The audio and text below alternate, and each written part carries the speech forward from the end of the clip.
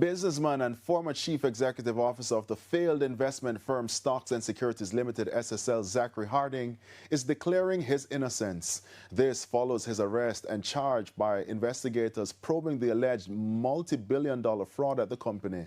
The Financial Investigations Division reported that Mr. Harding, SSL founding director Hugh Croskery, and Croskery's daughter Sarah Meany were arrested and charged with breaching key laws governing the financial sector on Saturday. Details from Al Shane Burke. In a statement issued Monday night through his attorney, King's Counsel, Jacqueline Samuels Brown, Mr. Harding said, based on the questioning and information provided by investigators, there was no allegation that he was the beneficiary of or involved in any way in the misappropriation of funds or theft of money from Usain Bolt's account or those of any other SSL clients.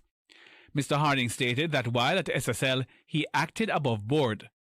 Mrs. Samuels Brown said official records from the Financial Services Commission and the Bank of Jamaica will confirm that during Mr. Harding's tenure, he prioritized legal and regulatory compliance.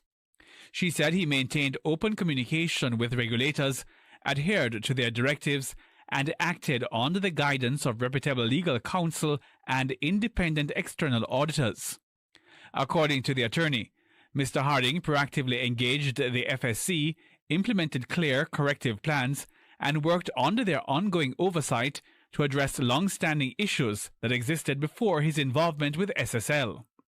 Mrs. Samuels Brown says her client has rejected claims linking him to any wrongdoing and urged the public to refrain from spreading falsehoods and misinformation.